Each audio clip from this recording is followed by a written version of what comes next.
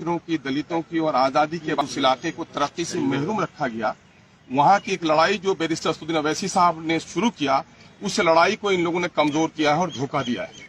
इन लोगों ने धोखा किया है, बल्कि सीमांचल की वो गरीब और महरूम जनता जो इंसाफ की तलब के लिए एमआईएम का झंडा उठाया था, इनको वोट देकर जिताया था, उस जनता को धोखा दिया है। वो कौन है? वो गरीब हैं, किसान हैं, मजदूर हैं, परदेसी मजदूर हैं, सैलाब से परेशान हाल लोग हैं, अनपढ़ लोग हैं, दवा से महरूम लोग हैं, बेरोजगार लोग हैं, उनको धोखा दिया है। मैं समझता हूं मीर जाफरों के साथ ही मैं समझता हूं कि राजद जैसी पार्टी जो कभी माई समीकरण की बात करती थी, अकलियतों की, विशेषकर मुसलमानों की बड़ी बात करती थी, और आज अकलियतों के दरमियान में पार्टी उठकर आई है, अकलियतों की आबादी से उठकर आई है, अल्पसंख्यक लोग जीत कर आए, अल्पसंख्यक के लोगों ने उस इलाके में अपनी समस्याओं के समाधान के लिए उनको वोट दिया है, इनको तोड़ने का काम किया है, तो मैं समझता हूं कि आने वाले दिनों में इसकी बड़ी कीमत चुकानी पड़ेगी।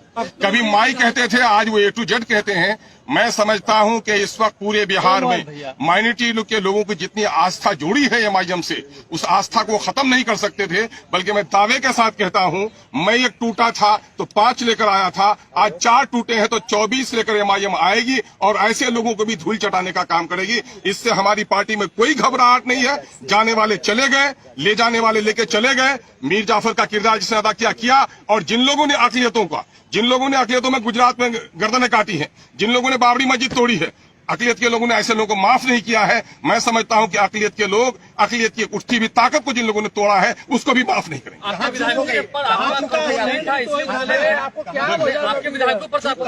नहीं, मेरे कंट्रोल का मामला ये है, ये पुलिसिया मामला नहीं होता है, कंट्रोल है। उनको इतनी आजादी मिलनी चाहिए, सोच समझ की आजादी मिलनी चाहिए।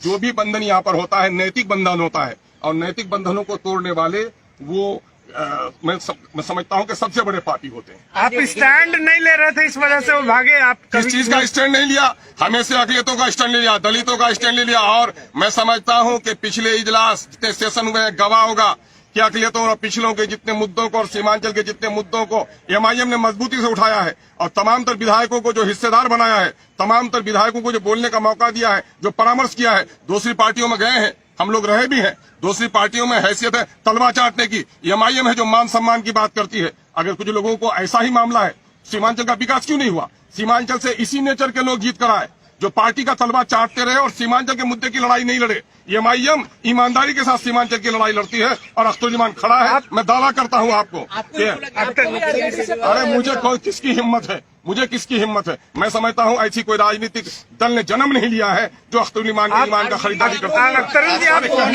कहने को कोई लफंगा किसी को अगर इशारा कर दे तो थोड़ी ही है कि क्या कहना। अख्तर जी, आप उधर भी नहीं रहे, आप भी तो हाउस के बाहर।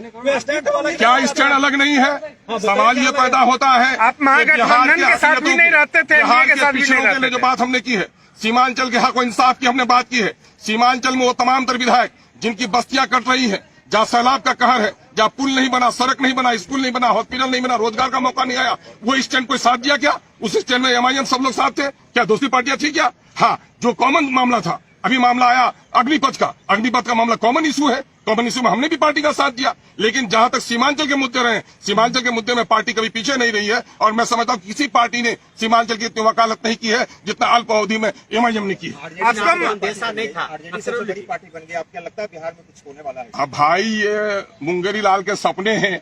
मैं समझता हूं कि विचारों की लड़ाई लड़ने वाले अवसरवाद की राजनीति नहीं लड़नी चाहिए। अब ये उम्मीद पालते हैं, उनसे पूछिए। लेकिन मैं जनता की लड़ाई लड़ता हूं, सड़क से सदन तक। सड़क में हमारी लड़ाई और मजबूत होगी। सदन में भले ही हमारी संख्या घटी है, हम सदन की संख्या घटने से नहीं घबरा रहे हैं। मैं समझता हूं कि बिहार की जनता इस हादसे से और रिएक्शन के साथ। आपको महागठबंधन के फोल्डर में रहना चाहिए था, ये महसूस हो रहा जी? महागठबंधन के फोल्डर। मुझे किसी के फोल्डर की जरूरत नहीं है। मैं मंत्रालय का ख्वाब भी नहीं देखता, और मैं कोई अपनी जाति फायदे के लिए राजनीति भी नहीं करता। मैं तो सीमांचल की लड़ाई लड़ने आया हूं। बिहार के दबे कुचले अकलियतों की, पिछड़ों की, शोषितों की, वंचितों की आवाज बनकर आया हूं। मुझे खुशी और प्रशंसा इसी में है कि मैं उनकी आवाज बन सकूं। मंत्रालय की भी ऑफर थे मुझको। ऐसी चीजों को पांव के ठोकर में रखता है अख्तरुज्जमान, और एमआईएम भी रखती है। हमारे जो राष्ट्रीय अध्यक्ष हैं, उन्होंने कभी भी इन चीजों को आड़े आने नहीं दिया, हमेशा सच्चाई और हक की बात की है। और मैं उसका सिपाही हूं, पूरी तवानाई के साथ, पूरी मजबूती के साथ। इन हादसा से भी, इस तूफान से भी हमारे इरादे और अज़्म का जो दरख्त है वो हिल नहीं किसको सकता। दोषी मान रहे हैं? दोषी दोनों हैं, दोषी दोनों हैं, टूटने वाले भी दोषी आपको हैं। अंदेशा नहीं था कि पहले से वो संपर्क में अगर- थे? ये बातें तो अच्छा, बहुत दिनों से अंदेशा फैल रही करता थी। भी तो आप क्या समझ रहे हैं? भागने वाली कोई पकड़ी है जिसको बांध के रखेंगे आप? इंसान तो विचारों से बंधा हुआ रहता है। अगर जिन लोगों ने विचारों का त्याग कर दिया हो उसको बांध के नहीं रखा जा सकता। आरजेडी में जाकर उनको क्या फायदा मिलेगा, क्या हाँ लगता है? बिल्कुल, साहब को भी घटनाक्रम से बिल्कुल मैंने यहाँ की खबर दी है और उन्होंने कहा है इससे घबराने की जरूरत नहीं है। और जो जिंदा तहरीकें होती हैं ये इस किस्म के हालात आते रहते हैं और ऐसा होता है सैलाब में खसो खासा बह जाता है और जो मजबूत पहाड़ होता है खड़ा रहता है। महाराष्ट्र के बाद बिहार में भी खेल होगा क्या? अब उस खेल की बात उनको कहिए, वो खेल का जो तमाशा देख वो उम्मीद बांधे हुए हैं। महाराष्ट्र में जो हुआ है गलत है और महाराष्ट्र के खेल को जो लोग गलत कह रहे हैं वो भी या खुद गलत कर रहे हैं। बहुत बहुत शुक्रिया।